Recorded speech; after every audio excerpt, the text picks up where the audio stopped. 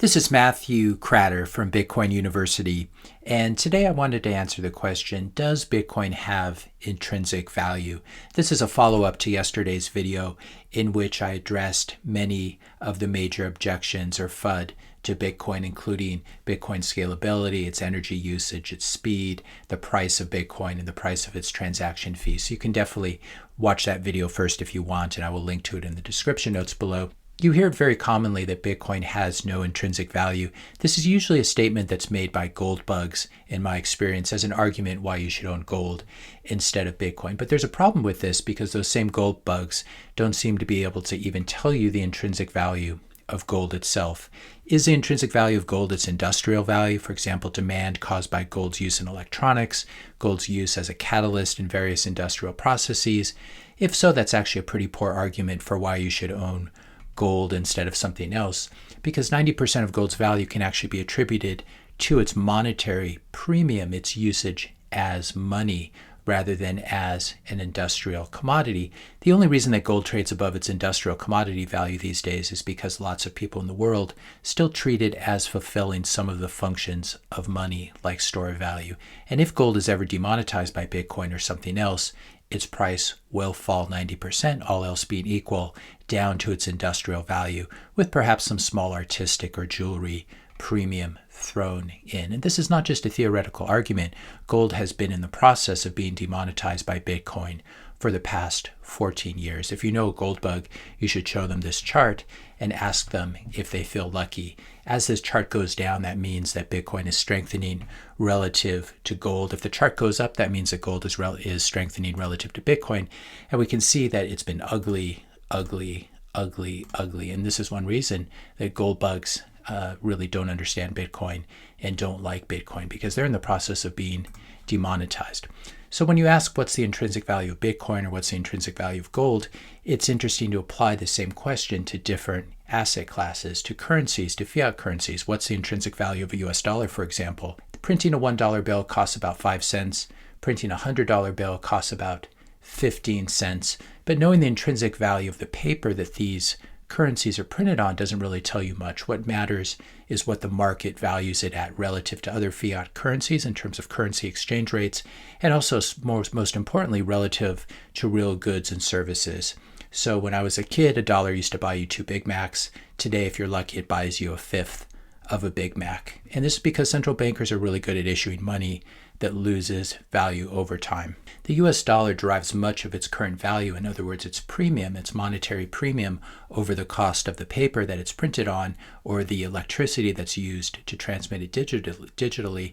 The US dollar derives much of its current value above that, its monetary premium, from the US war machine, in other words, proof of war versus something that like Bitcoin's proof of work. US dollar also derives much of its current value from men with guns who will put you into a metal box if you don't pay your annual extortion money, also called taxes, using US dollars.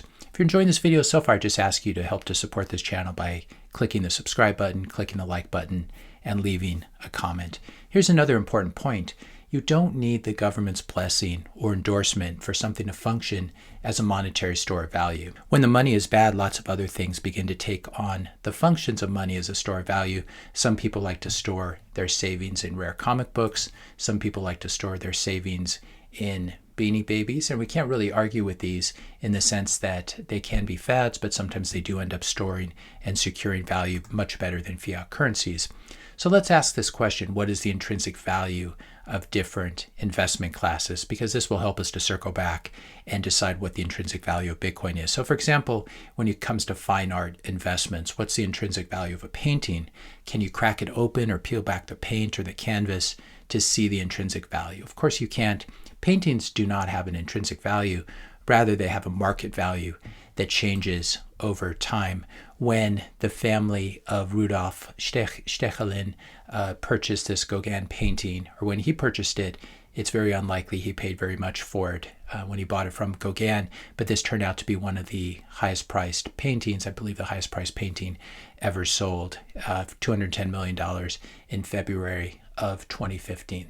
So even the value of these things, paintings like this, they obviously display some beauty and truth, but in terms of intrinsic value, some sort of monetary value, it's impossible to measure or define. All you really have is market value. Painters come and go. Sometimes very famous painters are no longer accepted a couple generations down the line, and vice versa. Very obscure paintings can become very valuable. Now, what are some other ways that the term intrinsic value is used in finance? If you've studied options, put options, and call options, you know that this is one definition. Intrinsic value means how much in the money these various options are. That's really just a definitional value. Commodities, sometimes people refer to the production cost of a commodity as its intrinsic value, but I don't think this makes much sense since producers sometimes need to sell commodities at a lower price than it costs them to produce. So there's nothing really intrinsic or inside of the commodity that gives it a certain value. For example, crude oil had zero value in the 18th century, then beginning in the late 19th century began to have quite a bit of value as the internal combustion engine was taking off. So the production cost and demand for commodities is also constantly moving around as well. When it comes to stocks and their intrinsic value, you may have heard Warren Buffett or other value investors talk about the intrinsic value of a stock, but I found over the last 2 decades that this is a pretty meaningless concept. For example, you go to a value investing conference and they'll say stock XYZ trades for $20 a share, but these are all the reasons that it's worth $40 a share.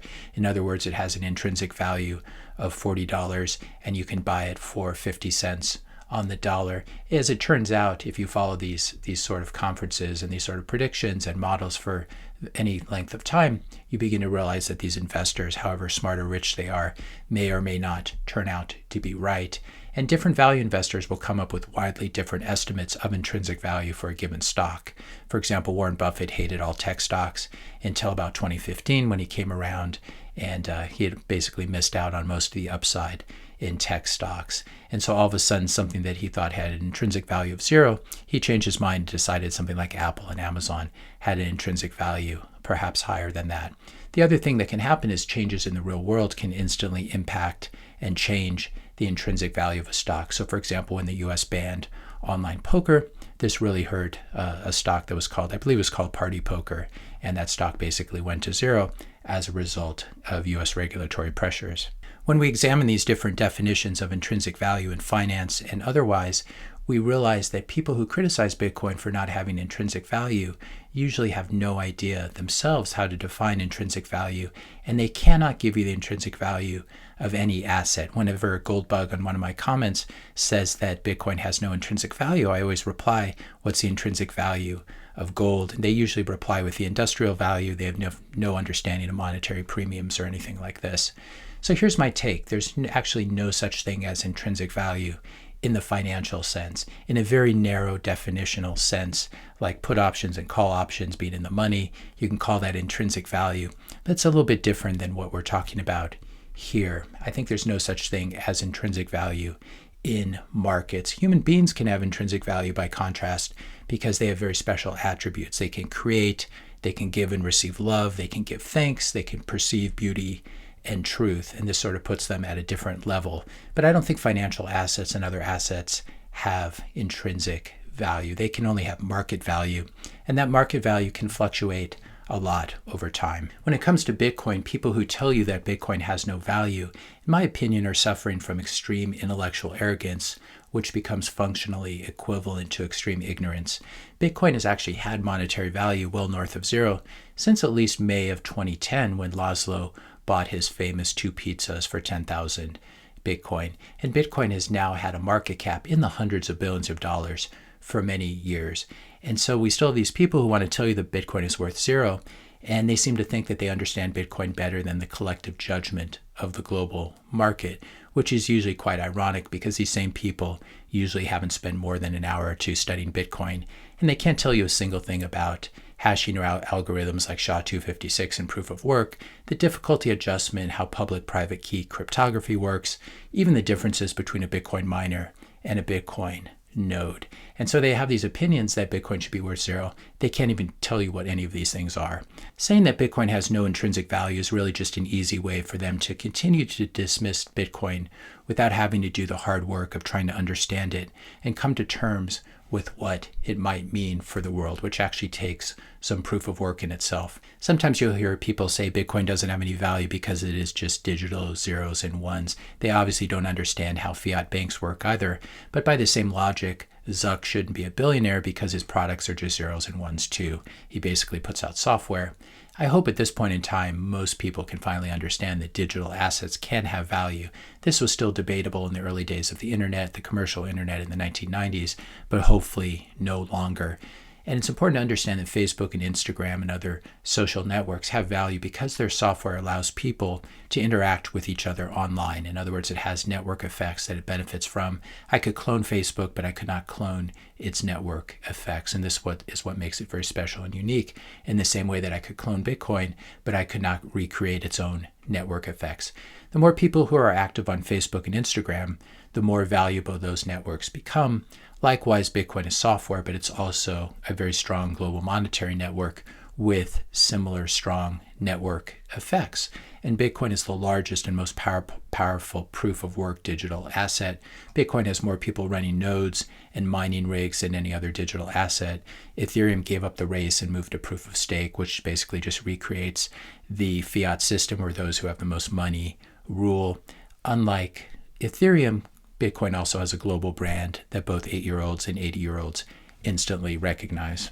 The response that I usually get when I make these points about Facebook or Meta is that their software has value because the company has cash flows, whereas Bitcoin has no cash flows. I think this is another extreme misunderstanding. For example, Amazon, the company in the stock, had value for many years without earnings or free cash flow. Gold has value even without cash flows. A Picasso painting has value even without cash flows or paying interest or paying a dividend. The thing is, bearer assets like physical gold and paintings never have cash flows, but you can create synthetic cash flows by lending them out, which itself comes with its own long list of risks. But there are lots of examples of assets with zero cash flow that still have significant value, like Bitcoin. So why exactly does Bitcoin have value? If it doesn't have intrinsic value, why does it have any value? Well, as we said, Bitcoin is an extremely robust global monetary network. It's also a unit of account, a digital asset. It's a digital commodity without a corporate or government issue, which makes it very, very special. It has verifiable scarcity that is enforced, the 21 million maximum supply of Bitcoin. This verifiable scarcity is enforced by various equilibria conditions that harness human greed for human good and also make sure that people like me who run nodes are not incentivized to upgrade to a software that would hurt our own holdings of Bitcoin. Bitcoin is also the only bearer asset in the world that can be instantly zapped anywhere in the world. Bitcoin allows human beings to send value to each other digitally and to store that value, that economic value, without needing permission or help from a government or from a bank or from another financial services company. And if that's not intrinsic value, it certainly is something like utility value. Bitcoin is very useful. And if you don't think that Bitcoin has utility and is useful, it's probably because you're already wealthy. You live in a country with a strong rule of law. You have lawyers, you have accountants, you've got a private banker, you have strong property rights, and a relatively stable banking system. In other words, you're suffering from the worst kind of first world privilege and myopia, because even very civilized places are usually only a few steps away from fiat breakdown and total societal collapse. We saw this happen in Lebanon over the past few decades, and especially in the last year or so, where people were trying to rob banks to get their own money out. The banks eventually ended up closing permanently, and then Lebanon devalued its currency by 90%. So if you live in a place like Lebanon or Zimbabwe or Turkey or Venezuela or Argentina or Brazil, you understand why the world needs Bitcoin. If you don't think the world needs Bitcoin, not only are you probably suffering from first world privilege, you're probably also suffering from Stockholm syndrome, and you've been brainwashed into thinking that central bankers are your friends and are there to provide financial stability to the system. Their track record actually speaks for itself. Weimar hyperinflation, the 1929 stock market crash and the ensuing Great Depression, Fed-driven housing bubbles and stock market bubbles in the late 20th century, early 21st century, constant erosion of the US dollar's purchasing power. This is your money managed by central bankers, and it's been a complete disaster. So when Warren Buffett says that Bitcoin is rat poison, I like to think that it is, but we know who the rats are. If you found this video helpful, be sure to hit that subscribe and like button. Hit the notification bell if you want to be notified when I publish my next video, and let me know your questions and comments in the comment section below. Thanks a lot for watching, and I'll see you in the next video.